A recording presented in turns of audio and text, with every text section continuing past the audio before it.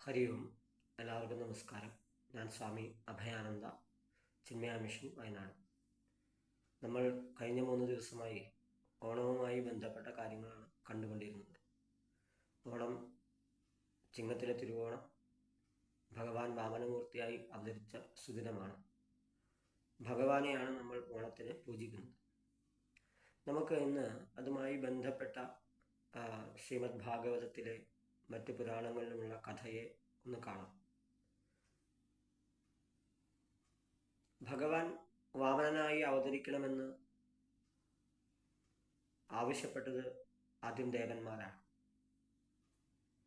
കാരണം ദേവന്മാർക്ക് അർഹതപ്പെട്ട ദേവലോകം, ത്രിലോകങ്ങൾ മുഴുവൻ അക്കാലത്ത് ബലി എന്ന് പറയുന്ന അസുര ചക്രവർത്തിയുടെ നേതൃത്വത്തിൽ ആക്രമിച്ച് കീഴടക്കി ദേവന്മാരെയൊക്കെ അവിടുന്ന് പുറത്താക്കി. ദേവന്മാര് ഇക്കാര്യം പറഞ്ഞപ്പോൾ ഭഗവാൻ പറഞ്ഞു അവരോട്, ഇപ്പോൾ ബലിക്ക് അനുകൂലമായ കാലമാണ്, പോരാത്തതിന് ബലി ഭഗവാന്റെ ഭക്തൻ കൂടിയാണ്, എന്തായാലും വേണ്ടത് ചെയ്യാമെന്ന് പറഞ്ഞു. ഇതിനുശേഷം ദേവമാതാവായ അതിഥി തൻ്റെ മക്കൾക്കുള്ള ഈ ദുരവസ്ഥ കണ്ട് ഭഗവാനെ ഭജിച്ച്, പയോവ്രതം എടുത്ത് ഭജിച്ച്, ഭഗവാൻ പ്രത്യക്ഷനായി അമ്മ ദേവന്മാരുടെ സങ്കടം പറഞ്ഞ് ദേവന്മാരെ സഹായിക്കാനായി ഒരു മകനുണ്ടാവണം എന്ന് പ്രാർത്ഥിച്ചു. ഭഗവാനെ അങ്ങ് തന്നെ മകനായി ജനിക്കണമെന്ന്. അങ്ങനെ ഭഗവാൻ അതിഥിയുടെ മകനായി, കശ്യപന്റെയും മകനായി, ഇന്ദ്രന്റെ അനിയൻ എന്നുള്ള പേരിൽ ഉപേന്ദ്രനായിട്ട് അവതരിച്ചു. ജനിച്ച ഉടനെ തന്നെ കൊച്ചുകുട്ടിയായി, ബാലനായി,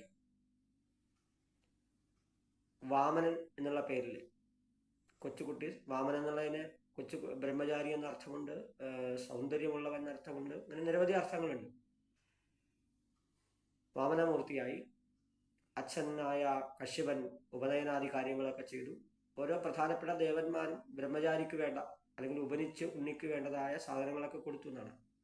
അത് കൃഷ്ണാജനവും ദണ്ഡവും കമണ്ഡലവും കുടയും മാലയും ഇങ്ങനെയെല്ലാം കൊടുത്തു. ആദ്യത്തെ അഗ്നികാര്യം ചെയ്തു. ദേവന്മാരെല്ലാവരും ബലിയുടെ കാര്യങ്ങളൊക്കെ വാമനമൂർത്തിയോട് പറഞ്ഞു. ഭഗവാൻ പറഞ്ഞു, ഞാൻ വേണ്ടത് ചെയ്തു കൊള്ളാം എന്ന് പറഞ്ഞ് അവിടെ നിന്ന് ബലിയുടെ യാഗം നടന്നിരുന്ന നർമ്മദാ നദിക്കരയിലെ ഭൃഗുക്കച്ഛം എന്ന് പറയുന്ന സ്ഥലത്തേക്ക് യാത്രയായി. അവിടെ ചെന്ന് ബലിയെ കണ്ടു. തപസ് ചെയ്യാനായി 3 അടി മണ്ണ് ചോദിച്ചു. ബലിക്ക് ആരാണ് വന്നതെന്ന് മനസ്സിലായില്ല. എങ്കിലും ഒരു ബ്രാഹ്മണ ബാലനായതുകൊണ്ട് എന്തും കൊടുക്കാൻ തയ്യാറായി. ബലി പറഞ്ഞു, എന്തു വേണമെങ്കിലും ഞാൻ തരാം, ഈ ലോകം മുഴുവൻ എൻ്റേതാണെന്ന്. ആരോടാണ് പറയുന്നത്? ലോകത്തിന് മുഴുവൻ അധിപനായ ഭഗവാനോടാണ്. വാമനമൂർത്തിയായ ഭഗവാൻ പറഞ്ഞു, അതൊന്നും എനിക്ക് വേണ്ട, എനിക്ക് തപസ് ചെയ്യാനായി 3 അടി മണ്ണ് മതി. അങ്ങനെ ബലി കൊടുക്കാൻ തയ്യാറായി. ഗുരുവായ ശുക്രാചാര്യരെ തടഞ്ഞു. ഇത് വന്നിരിക്കുന്നത് ഹരിയാണ്, സ്തുതിക്കപ്പെടും. ബലി ശുക്രാചാര്യർ പറഞ്ഞത് കേൾക്കാതെ കൊടുക്കാൻ തയ്യാറായപ്പോൾ അദ്ദേഹം ശപിച്ചു, നിന്റെ എല്ലാ ഐശ്വര്യങ്ങളും പോകട്ടെ. അങ്ങനെ ബലി ഉദകപൂർവം ദാനം ചെയ്യുന്ന സമയത്ത്, ഭാര്യാസമേതനായി ദാനം ചെയ്യുന്ന സമയത്ത് ഭഗവാൻ വളർന്ന് ത്രിവിക്രമനായി. അങ്ങനെ ത്രിവിക്രമനായ ഭഗവാൻ തൻ്റെ 2 പാദം കൊണ്ട് എല്ലാം അളന്നെടുത്തു. 3-ാമത്തെ പാദം വയ്ക്കാനായിട്ട് സ്ഥലമില്ല. 3-ാമത്തെ പാദം ഭഗവാൻ ബലിയുടെ ശിരസിൽ വെച്ചു എന്ന് ഭാഗവതമോ മറ്റ് ഗ്രന്ഥങ്ങളൊന്നും പറയുന്നില്ല. ബലി പറയുന്നുണ്ട്, എൻ്റെ ശിരസിൽ വെച്ചോളാം. തുടർന്നുള്ള ഭാഗങ്ങൾ നമുക്ക് പിന്നെ കാണാം. ഹരി ഓം.